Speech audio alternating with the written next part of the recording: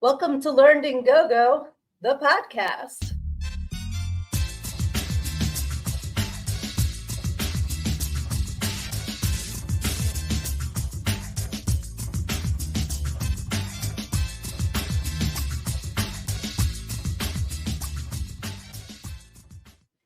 My name is Sydnee A, and I am your host. I am also the author of Everything I Need to Know I Learned in Go-Go, How a Preacher's Daughter Pole Danced Her Way to Finding Her True Self.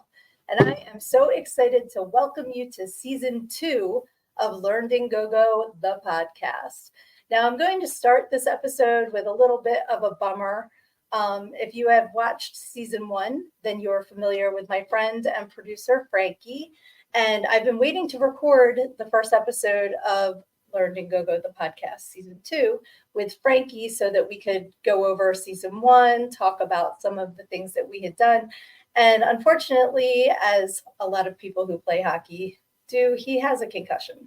So let's send some thoughts and prayers, good juju, whatever you believe in, over to Frankie that he can heal up quickly and hop back in this soon. But for now, I just wanted to start the second season, get us off and running. And if you're not familiar with season 1, I highly encourage you to go back and check it out, if for nothing else, because I think I'm a lot better now.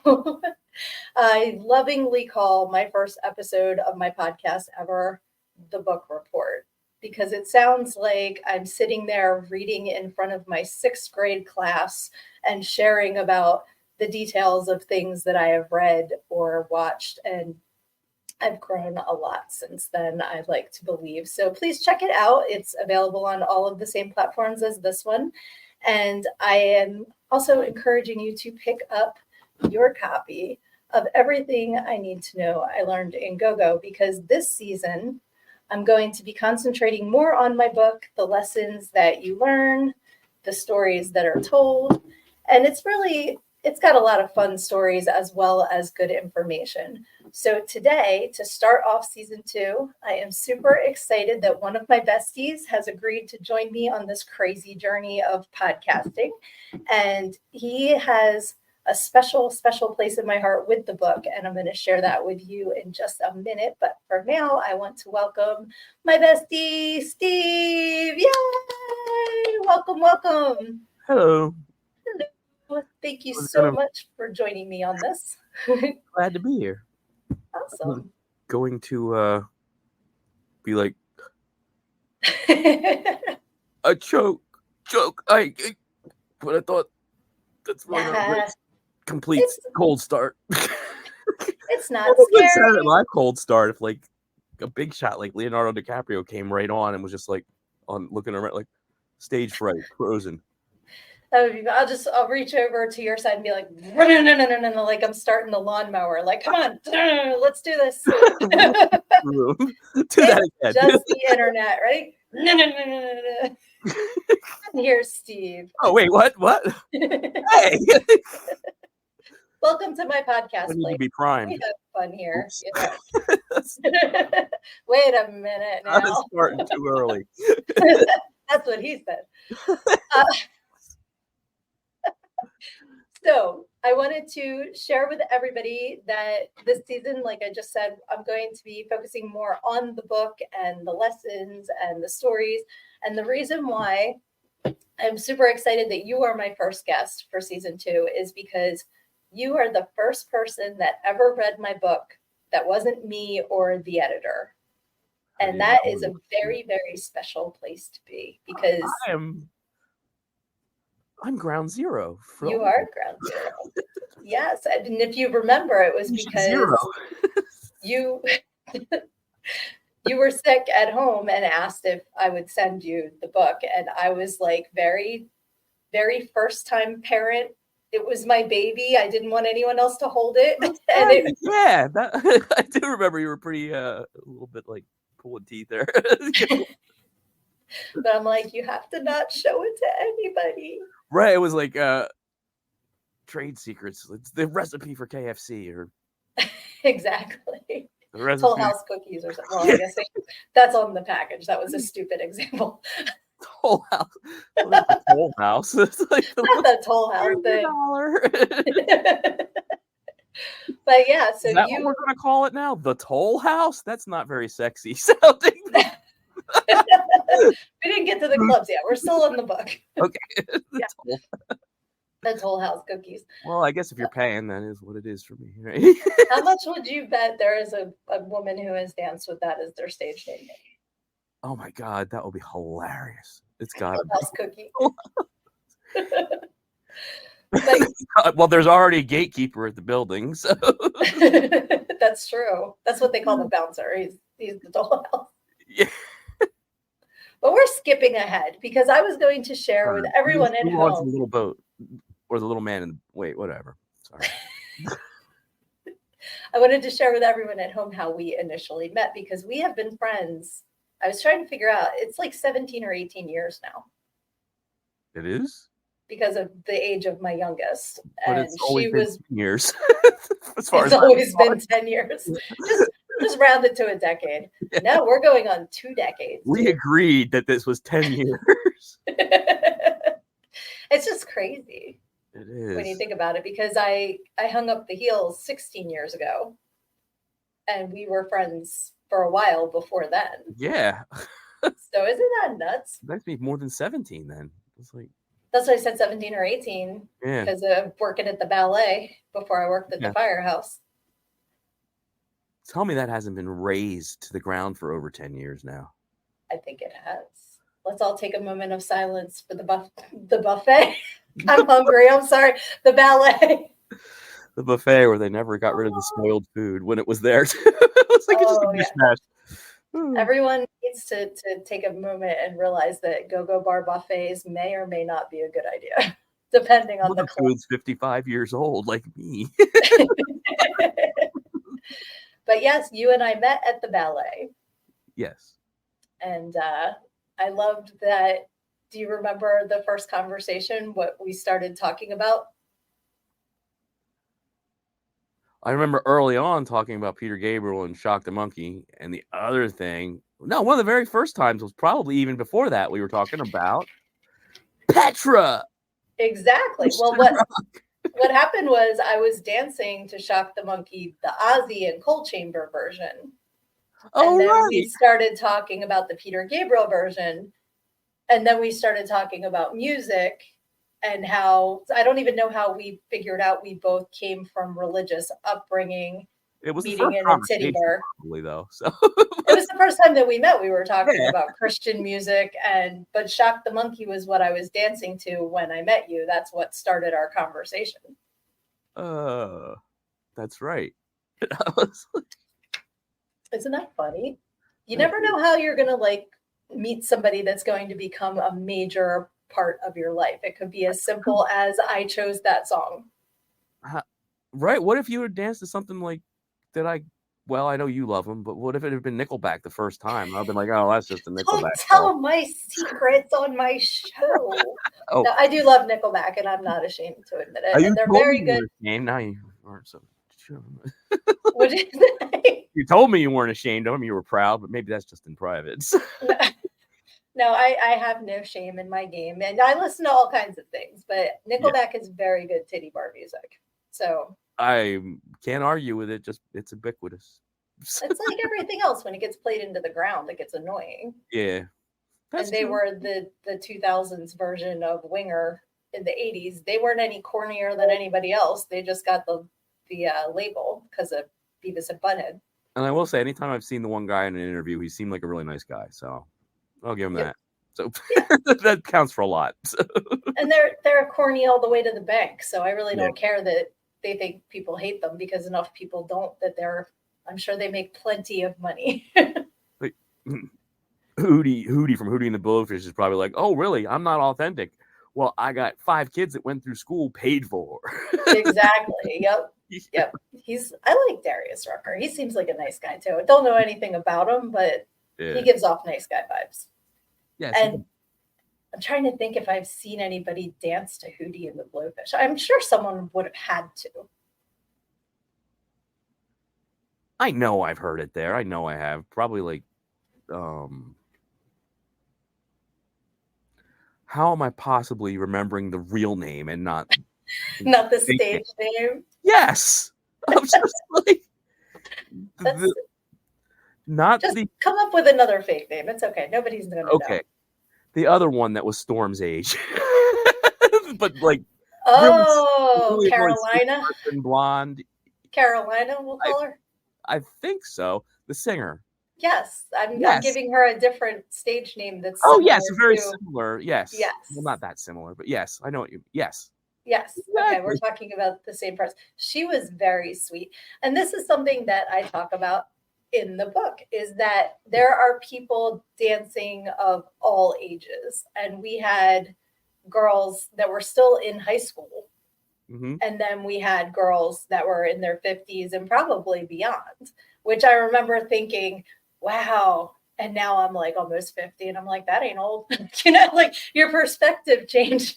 Right. Yeah. Well, I'll tell you. I mean, even back then, the one person we're talking about, Carolina, I thought she was really pretty and cute even then. Like, and that was, as you said, 18 or 19 or 20 years ago. Right. Well, I was 20 years younger than her then. I was like, That's insane. Wow. Gosh. I wonder what she's doing wait now. a minute. That means she's like 75? That's what I mean. Yes. That's wow. But she was so like pretty, and she disturb was myself. a good dancer too. She didn't just get up and walk back and forth. Like she put on a show for the guys when she was up there. She did. So She did. kudos to Carolina. We're gonna, Yes. and I hope that whatever she's doing now, she's happy and healthy and safe because that's enough. Like you have to worry about if you're in the game that long. There's going to be a point where they're like, okay, you got to Yeah. go. You're going to I'm break a hip, and we don't want to get sure sued. she's not dancing that. Well, I don't know. Science Are is you though? science. Are you? Because there's somebody else that we know that still is. Still? Still, as far as I know, a couple of years ago was. Yep. Who? Not going to mention any names, but yeah, I'll tell you. I'll tell Okay. you Let me tell you. after on the DL. I'll tell you. But it is like there's what's the phrase? There's a crooked lid for every crooked pot. Like there's guys like all different ages, all different styles of women. So I think you can agree that we've both seen a variety, a plethora, I've if you seen will. dedicated regulars come in for someone who I thought like is just something like, shouldn't you be visiting this person at a group home? But that's what they find attractive. So Yeah. you can't discount, and not just in go-go bars, but in life in It's general. true everywhere. I mean, just speak to a single person at Walmart. There's all different types of beauty, and people find beauty in all different types of people. So we should all be kind and not judgy about people that aren't necessarily our crooked lid, Yes. Being crooked. I'm trying to go with a lid metaphor, but I'm kind of frozen here. It's like the crooked, uncovered part of the cup, the hole, the crooked hole. The crooked hole. I've seen some of those. Bicycle accidents are no, I'm just kidding. I'm totally making this up. But trying to think of why else you would have a crooked hole. It's like the Harry Potter score, but it's like the Harry Pooter.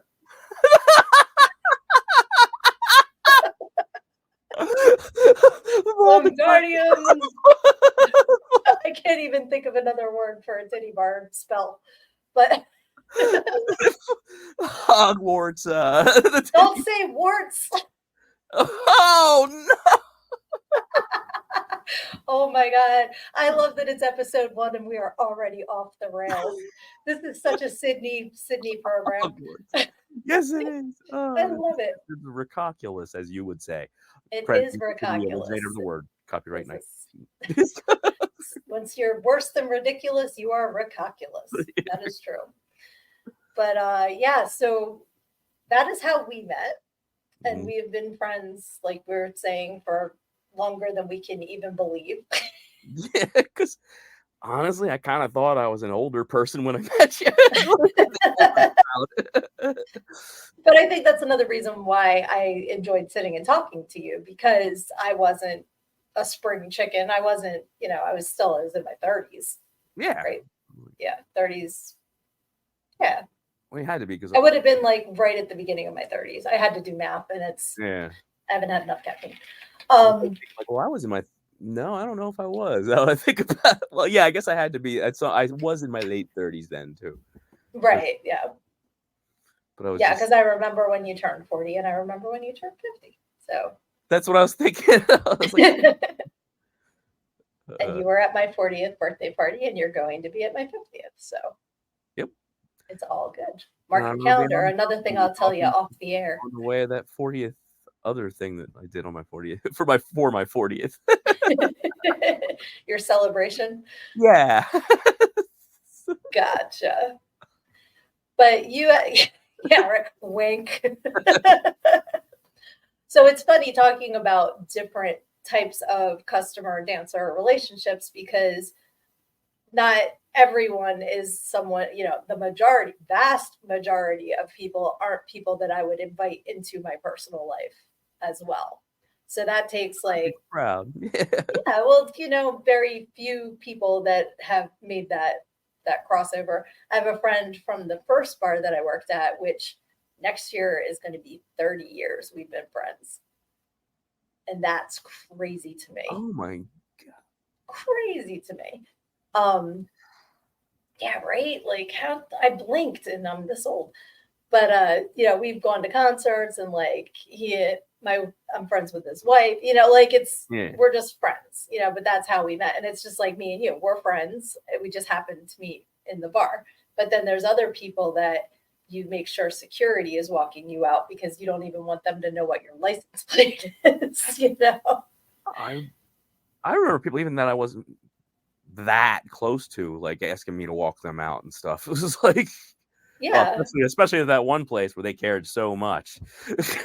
there's unfortunately a few of those places, but most of the places I work, they did make sure that we had security to walk us out at the end of the night. But even still, if you remember Victoria, and she and I would drive, like I'd give her rides to and from work. And the one time we were leaving and we got followed, and I like was flying all through these streets, and they were staying with us. So I just immediately went to the police station because like that's what I've been taught. If somebody's following you, go to the police station. And they like flew through the parking lot and left. But it can be scary. So it's nice to have someone like you that is, a safe. It's like base. I walk around for tips and I come back to base. Yeah. And I hang out with you. I did feel like home base sometimes. I was like, okay, yeah. Just like,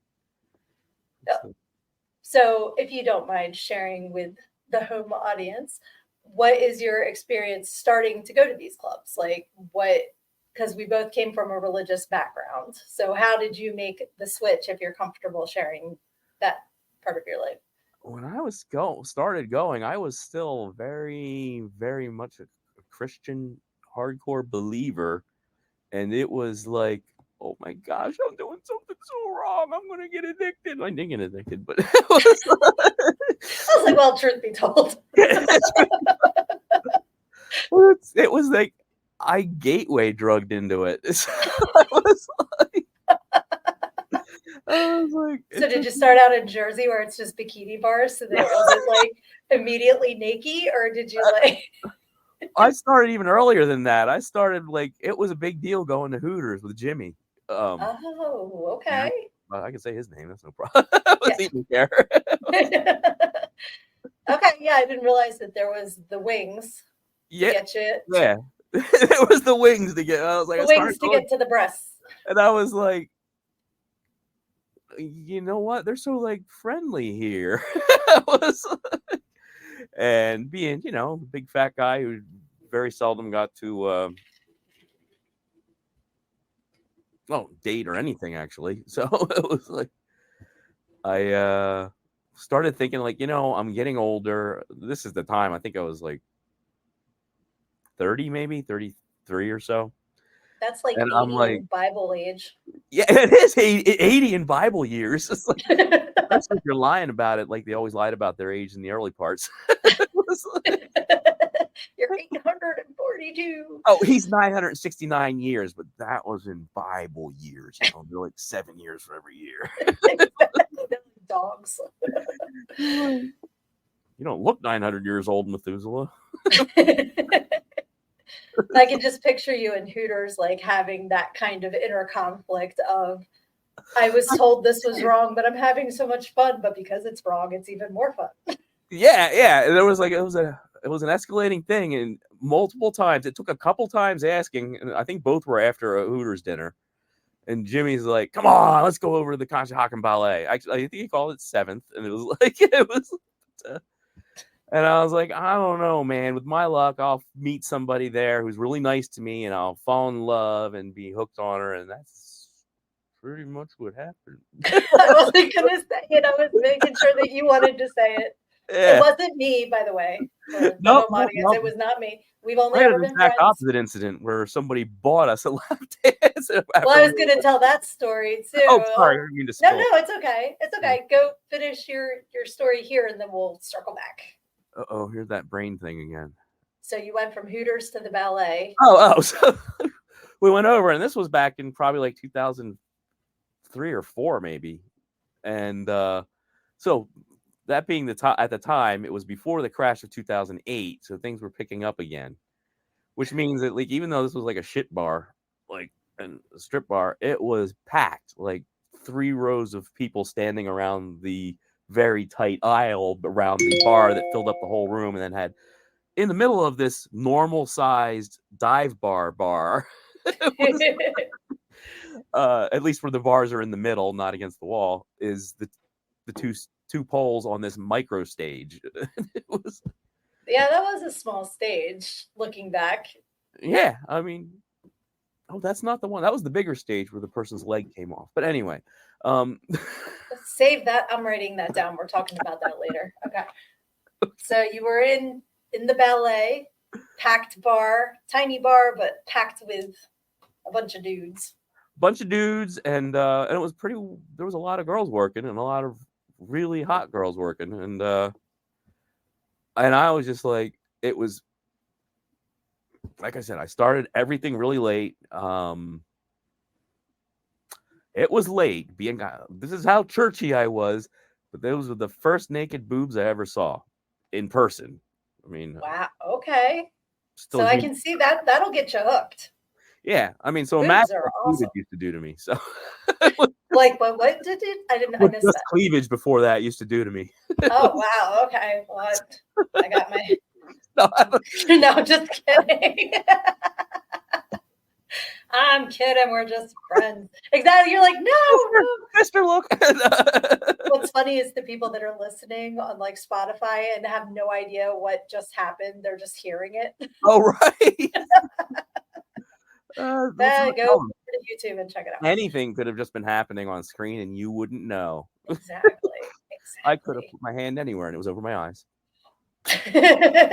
We can't see his hands right now. I'm just kidding. Hands back. Exactly. But yeah, so that was actually a couple years before I started working at that bar, because I went from, let's see, I was in Philly, and then I forget how I wound up there, because our friend was the DJ, and I asked him to see if he could get me a job, because I was not as fit as I am now, we'll say, after having my youngest. And he got me the audition, and I was a bigger girl then. And I talked to the manager, and I said, look, if you give me a chance, I'm going to lose the weight, and he's actually, like, I still talk to him occasionally too.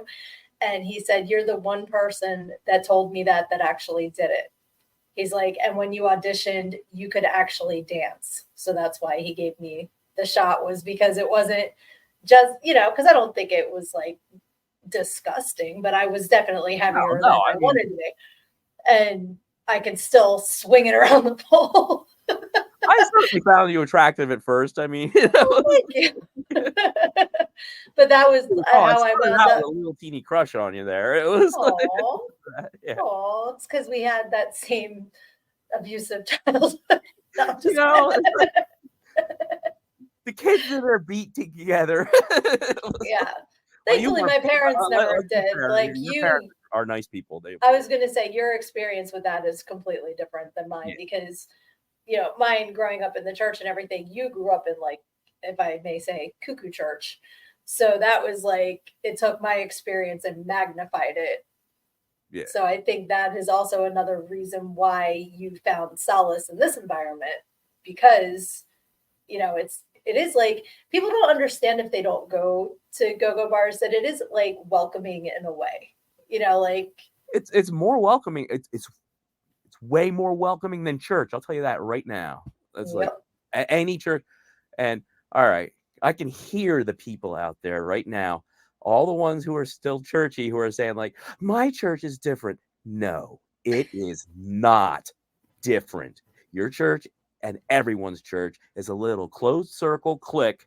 And the first time people come in, if you're lucky, they remember that, like, oh, right, we're a very big recruiting kind of religion. So we're going to come up and be like, hi, would you like to be our Stepford person? We need somebody to work in the nursery.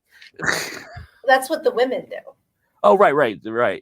Yeah. I mean, I think more recently women are allowed to be like in the praise bands and stuff, but I know there are some sects that the women are only nursery workers, you know, like stuff like that. I Like really thought all a those dude can were change a gone by diaper. Why can't a dude change a diaper? Why are you just asking the ladies? You know. now. Actually, I changed some diapers. Oh my God, that's weird. Actually, now I think about it. Our the singles group in our church had a special day. It's weird, but it is kind of nice for people. We had a day, like, I don't remember whose idea it was, but like to do something nice for other people in the church. One of which was, it's always the same women who work in the nursery, right? Right. So, which is why they need help, I guess. But it's like, we did an activity for the young adult singles was to take turns in the nursery for a month or something for everybody, like to give them all a month off from nursery work in the church. So Well, that's very nice. I yeah, like that. so Yeah, I will because give we them used to credit. have It's weird, but I give them credit for thinking of it. It's like there was my mom started a group for young moms in their church, and like the grandmoms would watch the kids so that the moms could go out and have fun and do something. So that was kind of a cool idea too. Like, and those are the good things, you know. Like I have big problems, but I will also give kudos where kudos are due. Like I don't just yeah, I'm not just going to blanketly shit on something. I will yep. point out the good things as well. So, Like I've said, I mean, there's some of the very best people I know are super churchy, like, and I'm the very best. I mean, they think that it's because they're churchy and got God inside. I think it's because they're in spite of it. They yeah, don't know it. I'm like, same. no, that's all you, pal. That's like you're the Yeah. good person. And the thing is, if that's what drives you and gives you happiness and that's wonderful. And I'm happy for you. But that doesn't mean that you need to try and recruit me because, Yeah, I'm not in that space. So, like I think we both have our aspects of things we've taken away from that experience that we still apply, but then the actual organization is what I have an issue with. if I hadn't started going to hold on. My brain just like totally, it was like I saw I probably was like gonna say something, and I like realized this isn't as like related as I thought. I thought it was like a complete exactly segue into what you just said, like a response, and I'm like, that's not a response. I literally just watched your train crash. Like I saw the facial expression just go. I'm like, But just like I'm practically turning this into a therapy session. Like, stop that. I'm here for you. You know that. Oh, So thank you. I'm anytime. never. I promised myself I wouldn't cry on this podcast. Getting verklempt. But I think that you and I have both been there for each other for all kinds of things, Yeah, from, everything was just like, and that's why it was funny when you came into the bar with a friend of yours. And now you can tell this story. oh, yes. This was after like at least a solid year or two of like us hanging out, like to the point where like when you worked at the other club, to hang out with you, I was like, all right, this is how immune to boobies I got. I literally remember I used to come down to hang out with you at the one club down in Delco or something. The firehouse. The firehouse, yeah. And I was doing my taxes. And it was that really, really bad year where it took like 50 hours to do my taxes. Right. I remember you had your laptop and you were like in a table in a back corner away from everything, just like. But this happened at the ballet, though. Yes, this was at the ballet. Yeah. I went with another friend of mine from another place that I used to frequent of the same ilk. This one, at this time, I had a really big crush on this girl, and she was looking for other clubs. And of course, I was the safe guy to go around to check other places out and have somebody with. And so my friend here, who was a very nice person at the time, and it was like, he wanted to be like, she's like, oh, let me buy you a lap dance with because she had obviously, like, you would obviously come around and talk to her and met her because I came in with my friend, and she buys me a lap dance with you, like, as a she surprise. Would not take no for an answer. It. Yeah. Oh, right, we did. And we're like, no. Right, because we went, and she was like, no, come on. And but I had not like really fully explained that, like, and then and it was on the spot, and she was like, oh, so we're like, well, you're like, I'll take the $20, whatever. I politely declined multiple times at this point, and I literally used the words, that would be like giving a lap dance to my brother. Like, no, we are really good friends. We're not. And she just insisted. So finally, we go back into the lap dance room. And I just sat on your lap like Santa Claus. And I was like, hey, what's up? And we just talked for the whole song, because I think your hands were firmly like keep your hands outside the car at all times. It was just like the most uncomfortable 4.5 minutes or however long the song was. It really was oddly uncomfortable. I was just like, I'm just like, okay, I'm just sitting so I'm not standing in the lap dance room while everyone else is getting lap dances around me. It's just very, very odd. I remember when we came back out and she realized, I guess we had a look on our face like, well, all right, I do remember her saying, like, I'm sorry I got you a dance with your sister. It's just like, this is not happening. It wasn't that either. That was so funny. And that's the place I used to get in trouble, because I realized that if you moan during couch dances, then they might end faster, and then you don't have to dance as long. And the DJ might end faster. I'm being delicate here. And the DJ that was working that night was in the booth right next to, I guess I was in the champagne room giving a dance, though. Remember when there was like overflow, so they'd send you into the champagne room to do lap dances? Oh, yeah. Did you ever talk about how ridiculous the couch dance room was at Seventh Heaven? I'm not sure. Like, but this particular time, and then tell me what you. Oops. Go ahead. No, it's okay. No, I just, because my train will crash if I don't finish my thought. But the DJ was right next to me, and his girlfriend was in jail. And he's like, as most DJs' girlfriends are, or vice versa. And he was just like, don't ever do that. I can't listen to that when my girlfriend's in jail. So mad. I'm like, I was just trying to get, this couch dance over in 30 seconds instead of 4 minutes. Sorry. But what do you mean about how weird they were at 7th? The couch dance room, first off, those weren't couches. Those were they were like chairs. Like when Barnes & Noble used to have chairs, but they were cheaping out and getting the small ones. It was They're a step up from folding chairs. yeah, step up. They weren't folding chairs, but they had cushions and they were jammed up next to each other. So on a busy night, you literally the side of your leg is like at the movie theater. It's against the guy next to you. Weren't they like half circles? Like, didn't they have arms? They were like a half. Yeah, like the Barnes & Yeah. Noble chairs. That's what I meant. Like the I arms. must not They be had spending arms. enough time So, in like, Barnes and Noble. right. Yeah, so like your legs But weren't you can go to necessarily- barnesandnoble.com and get a copy of my book. Okay, sorry, shameless plug. But yes, it was very tight in there, as we like to say.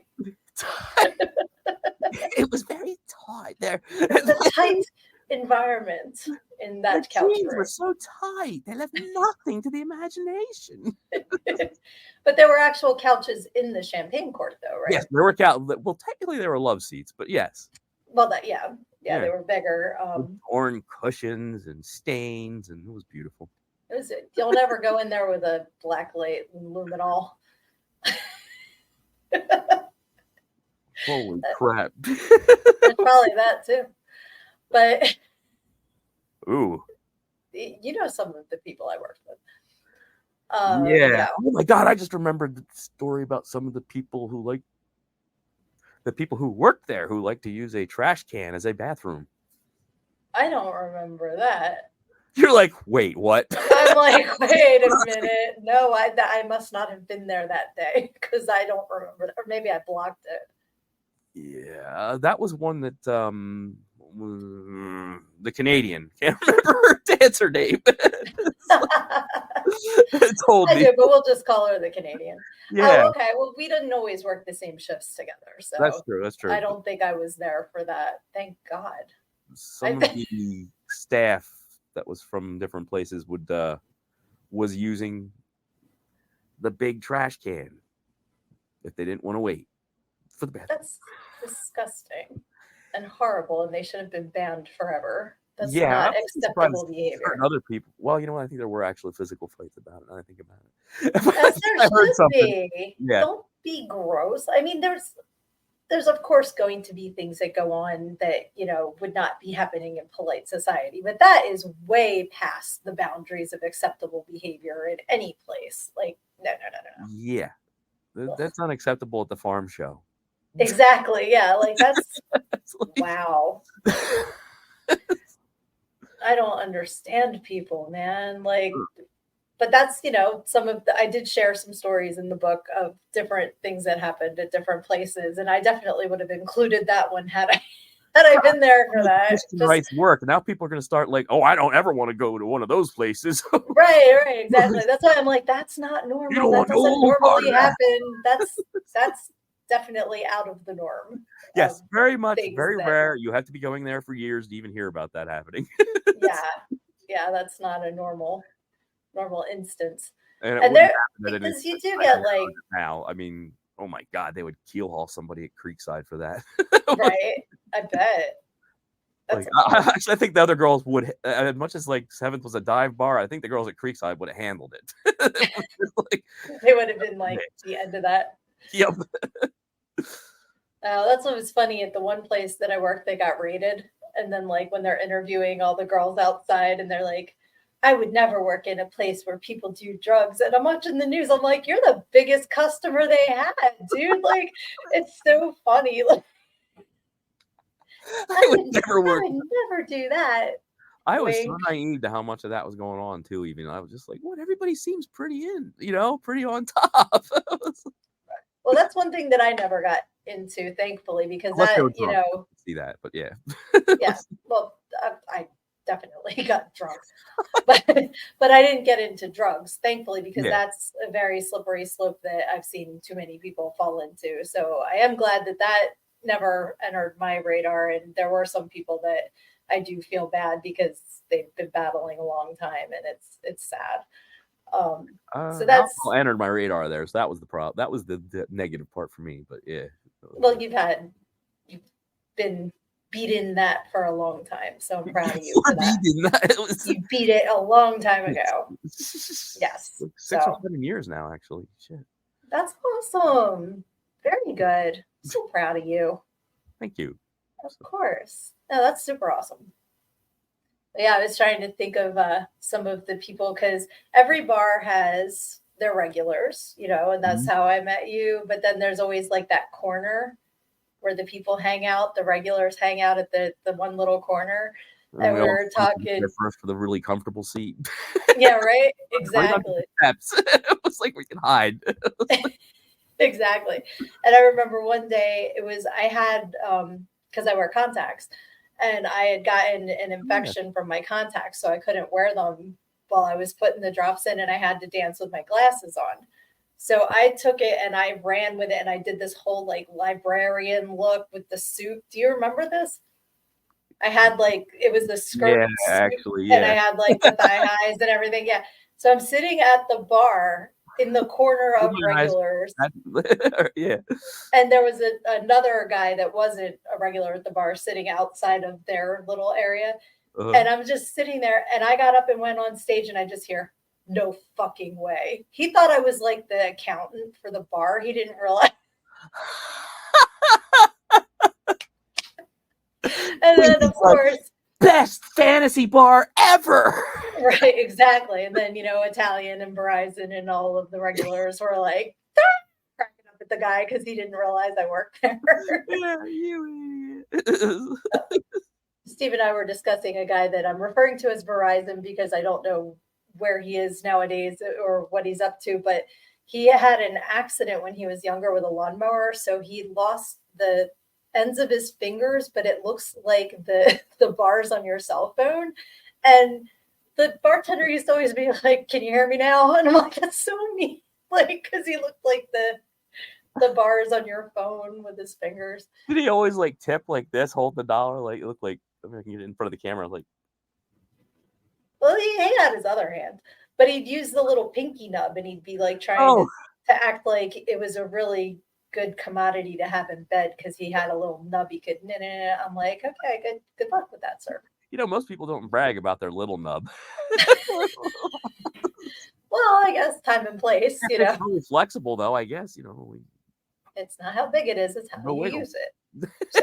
So if you can wiggle it, I call it Batman supervillain. He's the Wiggler. the wiggle. That's hilarious. I'm changing his name now. I It's will like, no longer how call dare him you? Verizon. He No, is the it's Wiggler. like it's the Wiggler. How dare you? Oh, Exactly. We've all got our talents. yeah. He turned lemons into lemonade there, so it's all good. That's got to be a Uh, villain backstory. I just turned lemons into lemonade. Speaking of lemonade, Supervillain.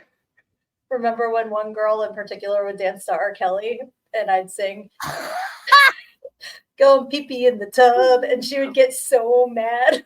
She was steam coming out of her ears. You gotta have fun, no matter what your job is. You have to have Yep. fun. So, Uh, and that there's was. I was just thinking, like, I used to talk to that person on the phone a lot on the time on her way home, and I just was thinking back to this time when she again, like, because I was safety guy too. Like, to be fair, in this, sorry, remember me not to touch my phone by accident in case oh, it's ringing, and I'm like, so anyway, not that this is like an embarrassing story for me. I'm not the one who was terrified in her car for nothing. It was like, but she's like, "Don't hang up, don't hang up. I feel like there's something in the car, right?" And she heard a voice, and I'm like, "Someone's in the car, right?" And I'm like, "I don't hear it. Like, what are you talking?" And then I heard it, right? right? And she's like, "Well," and I'm like, and she didn't actually carry, but like I'm like on the phone, she's on speakers, of course, and I'm like, "You know what? Well, when you get to a light, just stop and get your piece out of the glove compartment," right? She's like, "Okay, not the light, but like I'm gonna wait till I get home because I don't want to call." Like she's trying to make up something to like Right. the story, like Because she doesn't actually have one. no. Yeah, Yep. I mean, and considering who she lived with at the time, they would have been very sorry if there was somebody in the car when they got there.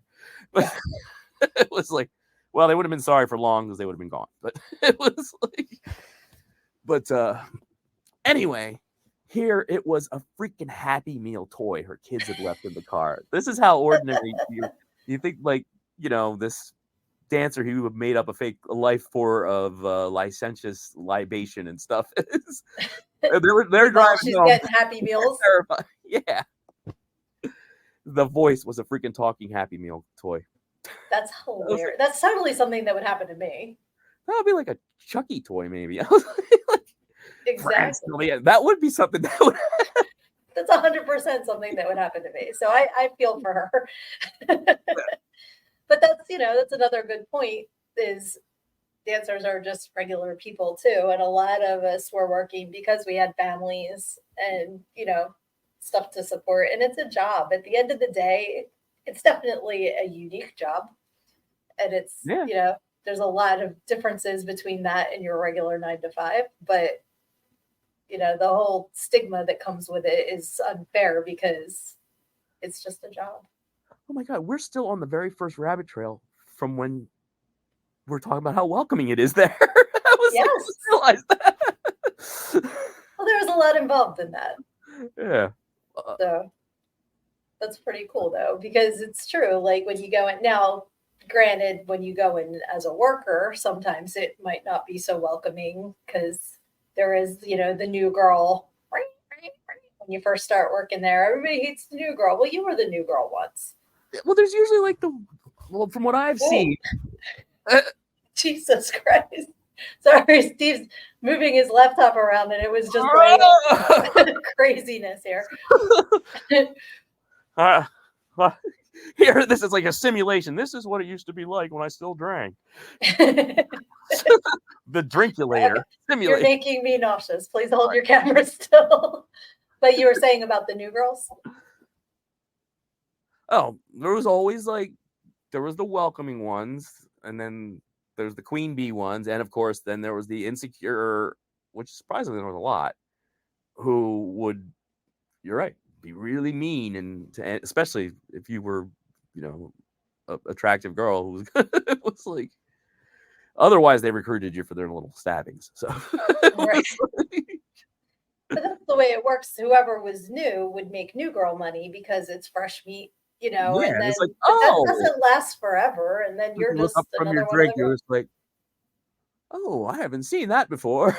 But yeah, when the new girl came in, it would definitely garner a lot of attention from the customers, especially the regulars, because they have their friends. But then, it's normal to want to change it up a bit too. Oh.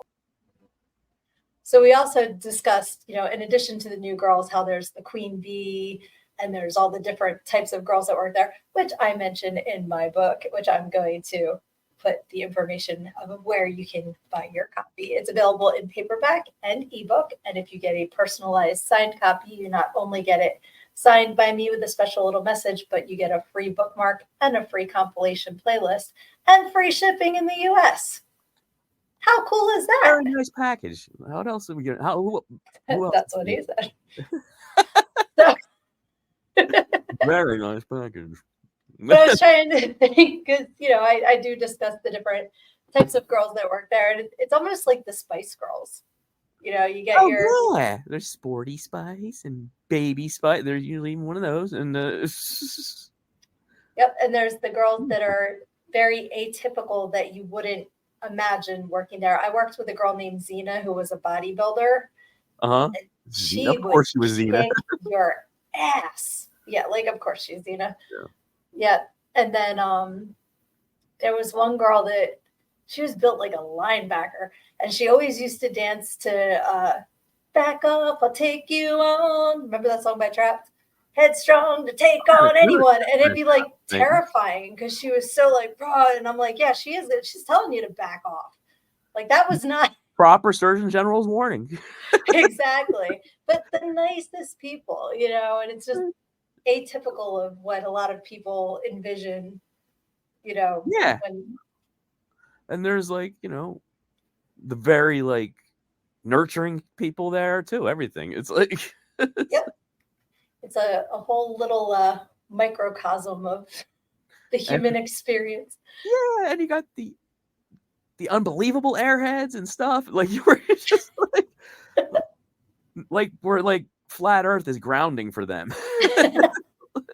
I don't know if you remember the story in the book about the girl that I worked with, that we had the phone in the dressing room and somebody called. Well, you know what it was? I'm getting ahead of myself. She got a page because this was back when everybody had a pager. Oh my God. And she kept going, I know this number. I know this number. And we're like, well, call it. And she's like, do you think I should call it? Because I think I know it. We're like, call it and see who it is. And she gets on the phone and she's like, oh, okay, yeah. And hangs up the phone. She goes, it's my house. It was her roommate calling. Oh my God. I couldn't make it up, I swear to God. She was just like, that little giggle was so cute. And she's just like, it's my house. It was so funny. I'm just like, sweet. I wonder, she wouldn't have been freaked out even in Mulholland Drive. Did you see Mulholland Drive? No, I didn't. Oh, there's a scene where what's the guy's name? Balthazar Getty or something? The actor? Oh, yeah, Balthazar Getty. Yeah.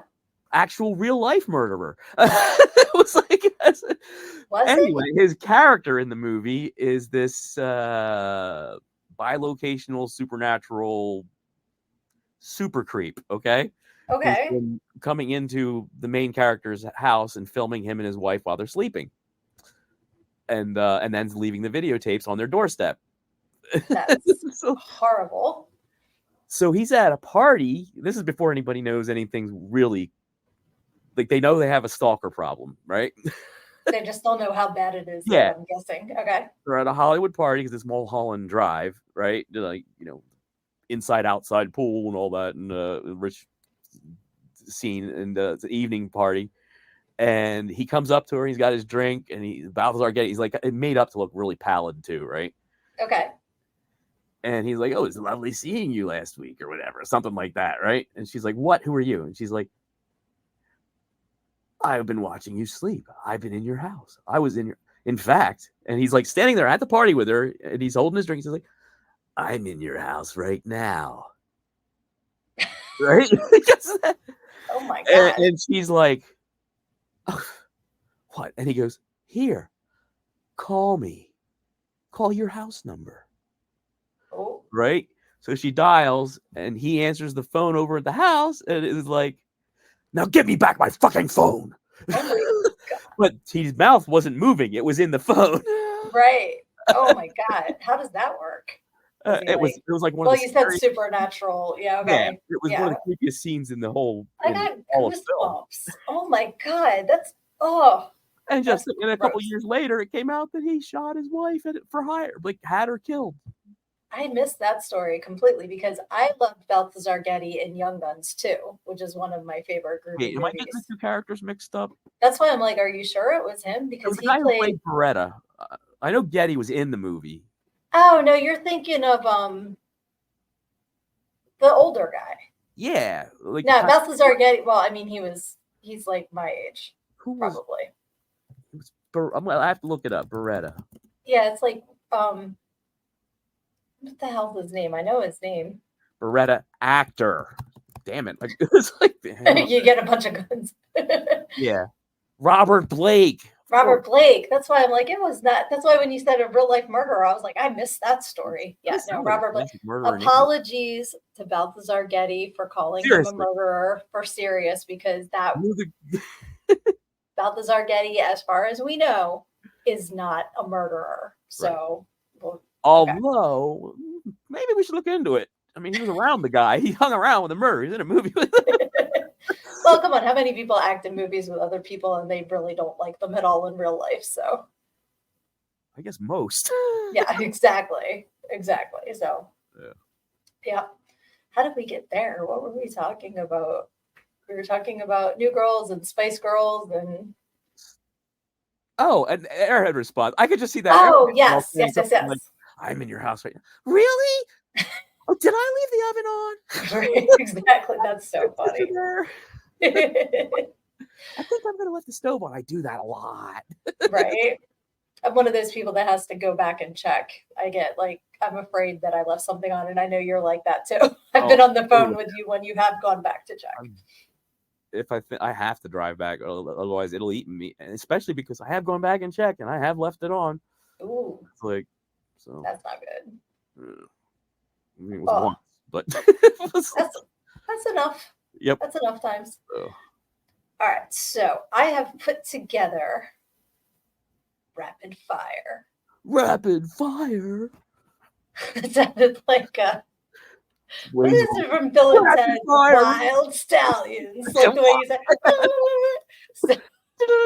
Rapid fire.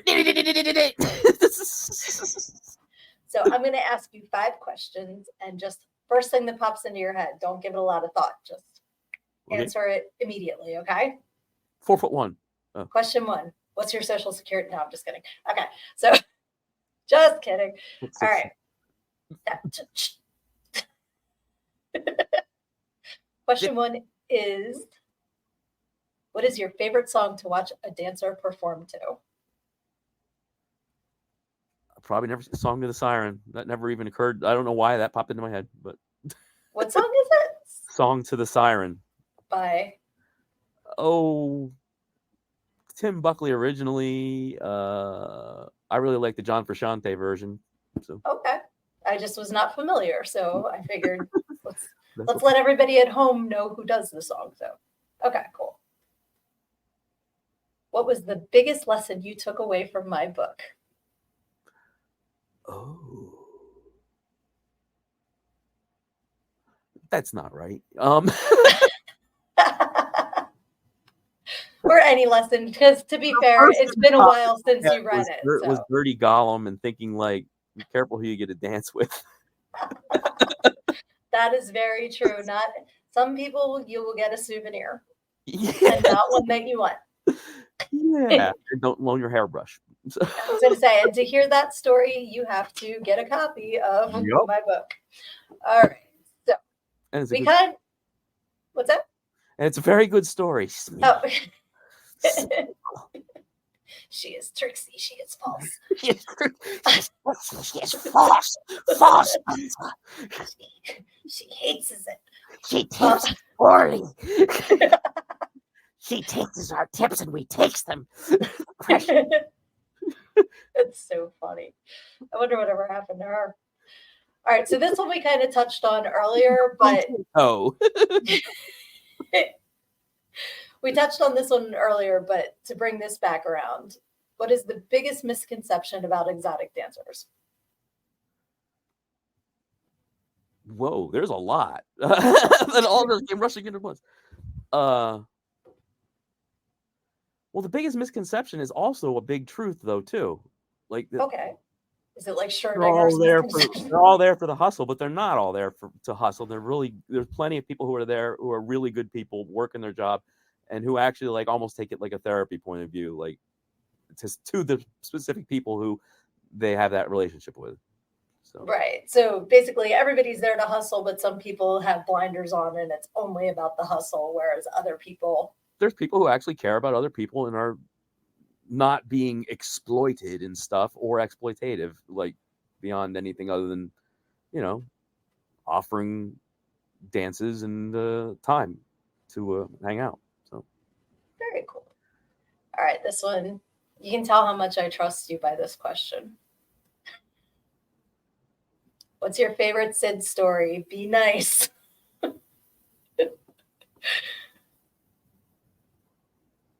Oh, wow. Got 18 years of material. Let me think. I'm trying to think of things that happened. Some things are like,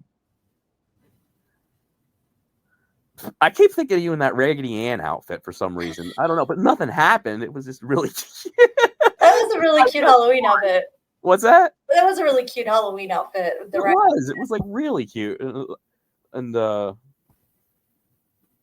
teasing the one person about pee-pee in the tub was funny, but there's like real incidents that I can't think. Like, I wish I'd read through, at least browse through your book to remember. Like, I read folks, when I read her book, it was before it was even published. I was going to say it was actually on your computer, like Yes. just the files I Right? sent you. So it's been. Oh, wait. I don't even have the print version here to grab now because remember I tried to force it into the public library.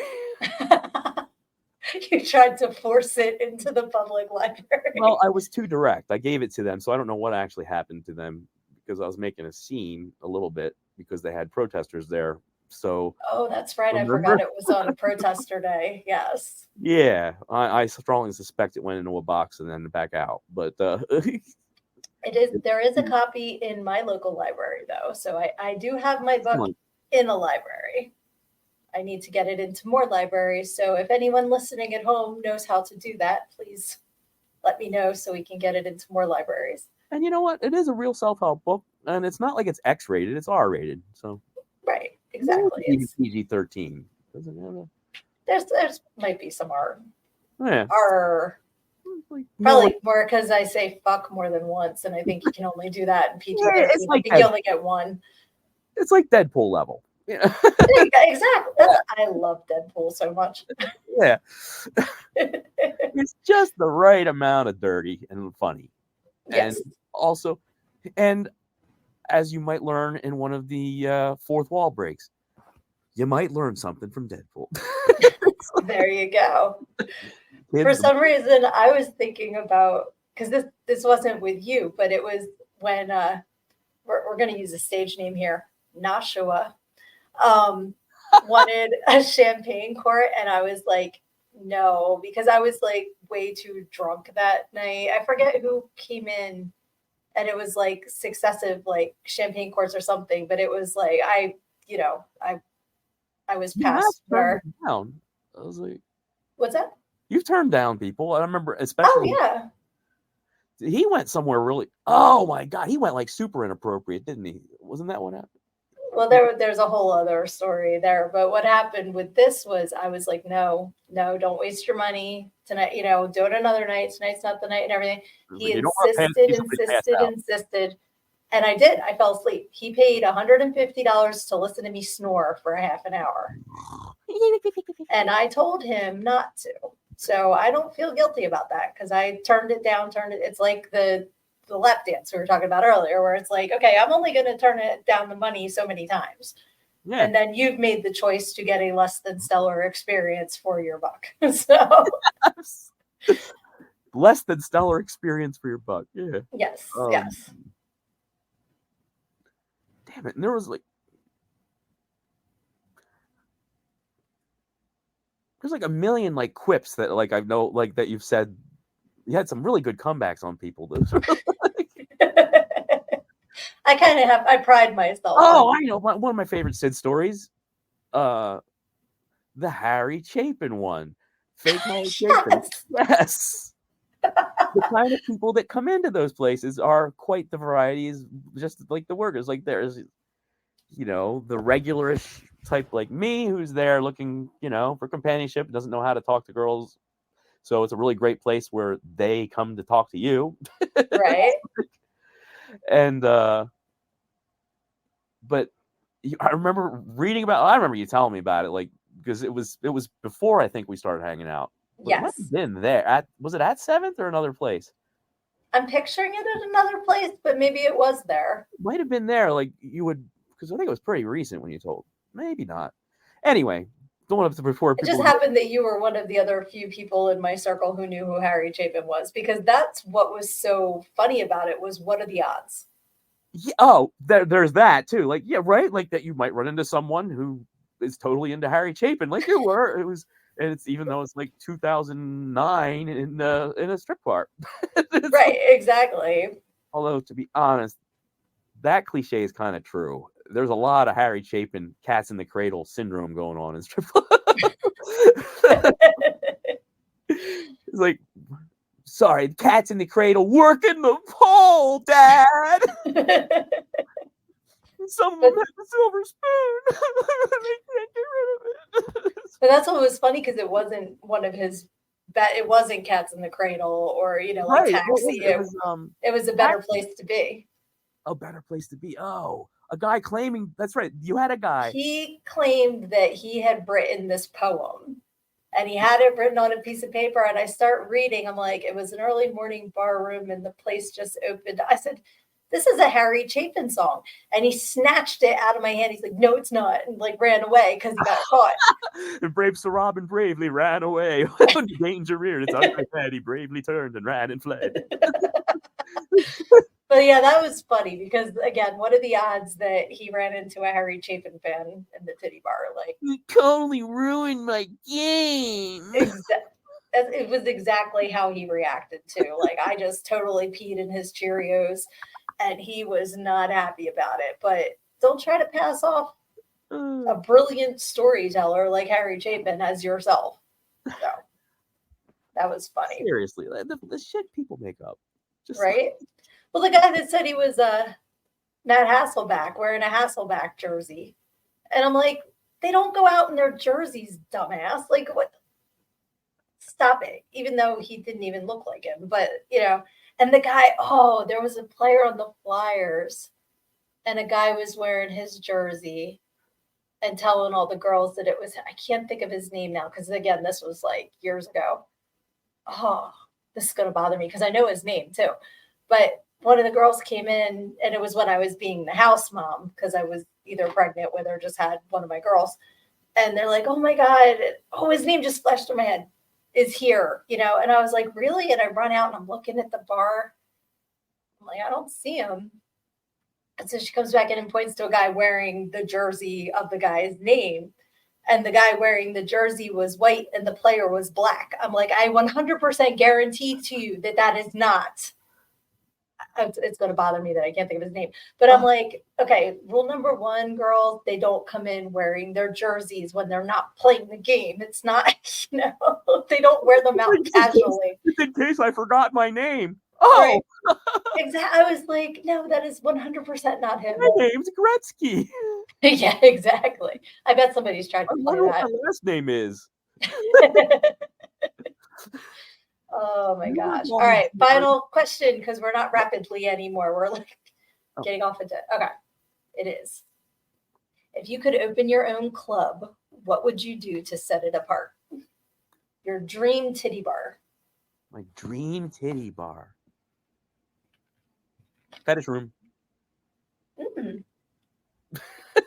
I think that's a great idea. That doesn't exist already? Well, not where I've been. I don't know. I've heard of a couple places that are, well, they're swinger clubs, but that's completely different. Right. I was going to say that's a different animal, so to speak. Yeah, I think that would be a hit. I just don't know. Probably too fluidish. But no, I always not a fluid-filled fetish club. You know what I mean? It's like themes and costumes and... yeah. Well, that would make. I like the costume idea. And I think some clubs will have it like a fetish night. And honestly, a spanking room would be nice. Yeah. Yep. I think the practical side of that, though, is insurance-wise. How would you make that? Oh, yeah. That. Not to pee in your Cheerios, because it's not the... I mean, if that's what somebody wants, though, at the club... No, we said no fluids. Oh, right. Yeah, right. You're right. Yeah. It's like... Yeah, that really is gross now. Thinking, I actually hurt my stomach thinking that. I'm sorry. But yeah, I think that would be a great idea. I think that would get a lot of people to come in, having a safe space to explore that. And in season 1, I did an interview with a dominatrix from Australia who is fantastic. Oh, I did that one. That is a good one. Yes. So if you missed my interview with Artemisia, definitely go back to season 1. I believe it's episode 8. Because we had a blast. It was so much fun. It was a good one. It was very good interview and conversation. So, thank you. And if you ever open your club and you need a fetish room, I will connect you guys because I'm sure she has some really good practical advice for setting it up safely. Ooh, if it happens to turn around completely, that dream is alive. Absolutely. Manifest that shit. Just carefully. Don't manifest shit. Yeah, like I want to be real careful with the manifestation because the topic's very wishy. Yeah, you have to be very specific. The universe is a smart ass, so be very specific in your manifestations. Oh, fuck, the laws of irony have gotten us. Oh, sorry about that. Well, that's a big break. Oh, here we go again. It's like, wait. Oh. It's like the interview and roller coaster ride with my bestie Steve. That's awesome. Well, you know that I could talk to you for another few hours because we do that a lot. But was there anything else that you wanted to contribute to the podcast episode about the book or about clubs? I can't think of anything. I mean, I was thinking about like all the stuff like we would talk about, like the weird things that happen, like a lot of religious conversations happen in the club. I was like, that's true. I was like, I've talked to my counselor about this, and he's like, you don't meet the average strippers, do you? And I'm like, actually, I kind of do. I was like, you know, I was like, everybody's a person. Exactly. I love that. Everybody's a person. I want that on a t-shirt. But it's true. We've had, like, you and I have had some really good religious conversations, but with other customers as well, like just talking about spirituality and religion. I mean, I met people who were school teachers in the daytime, and it had to be kept quiet because they had what do they call those, morality clauses and stuff, right? And but just people that I learned from stuff, like people who, one person I remember I met, one of our first conversations was because she was a home organizer, and what did I learn from the strip club that day? That like you just have to develop habits, like put your mail in the same spot every day. Yes, you never know what you're gonna learn. Yeah, you know? It's like everything is a teachable moment if you're open to it. Yeah, like I said, there's like all kinds of people. It's like there are churchy people in the strip club. Yes, there are. Especially on Ash Wednesday, you can point them out real quick. It's like, why would you go in the bar with the ashes on your head? Why? I don't know. Like you got a little schmutz up there, and I didn't know. Like that was at work actually. My own job is where I first learned about Ash Wednesday. I went to Protestant school. If we ever heard a whisper of Ash Wednesday, it was because that's just some heresy going on. See, now we still had Ash Wednesday. Fundamentalist Protestant. So that's what I was going to say, because Protestant, we had Ash Wednesday. Did you? Oh, okay, yeah. So no, we were like, that's some crazy stuff from my perspective. Like, you know, these. But that's funny. Yep, but they're in there, and I had a guy yelling Bible verses at me, and he got really kind of perplexed when I started yelling them back. Oh, I love when I would hear a Christian song in the strip club, like Michael W. Smith. I remember hearing "Friends are friends forever when the Lord's the Lord of them" at Cloud 9. No way. Because I could see like somebody sneaking in Place in This World. Not that that's a good song to dance to, but like Place in This World was at least played on the radio. Friends are friends. World. It was Friends are friends forever. And it was a girl asking for it because she was quitting that day, and it was going to be, you know, she was going to miss all of her coworkers and friends. That's hilarious. And see, when I quit the one place, I had to take this job and shove it. Totally different atmosphere, I think, at that club. And My Life by Billy Joel. Oh, go ahead with your lone life. Leave me alone. Exactly. That's so funny. But there's such a variety of music, too, that, you know, you never know what you're going to hear. And I'm sure it's different in different regions of the country, too, because I'm sure, you know, in Texas, they're going to play a lot of country, and, you know, you're not going to hear that up here. If there are still strip clubs in Texas, I don't know if they banned them yet or not. Yeah. When I was down there were, because there was one club that was like, we have 99 beautiful women and one ugly one. God, 99 beauties and one. I'm like, 99 beauties, and bitch, you ain't one. Yeah, right. Exactly. But I always cracked up at that sign. I'm like, okay, that's funny. And I think other clubs picked it up, you know, after it got posted. I heard that 1,000 times, actually. That's what I mean. Like, I think it got picked up, but that was the first place I saw it was down in Texas, and I thought that was pretty funny. Oh, man. I never thought about Texas for that. Because didn't they just ban? I think they just banned, not just, but in recent year or so, like you can't get Pornhub and stuff in Texas now. I know you Really? can in Virginia. Yeah. Huh. Yeah, well, when I was in Texas, it was like 2000. You know, it was a long Oh, time okay. ago. That was before they became Christian nationalist Nazis. Okay. Yeah. It's like, Before, what's his name? Ted Cruz trying to control how many dildos you can own. yeah. We need a dildo czar. Just because you look like one, Ted, don't mean you get to control. Yeah, like, you know. Yeah. Well, before we go down a political road, because I want to avoid that on my podcast, Okay. I do want to say thank you for doing this with me. This was so much fun. And I would love to have you on another episode because we always have stuff to talk about. We do. That's awesome. That was Awesome. blast. So. Yay! And as I say at the end of every episode, make sure you take on everything in life head on, because when you stick your head in the sand, you think you're hiding from your problems, but the rest of the world just sees a big ass. Love ya.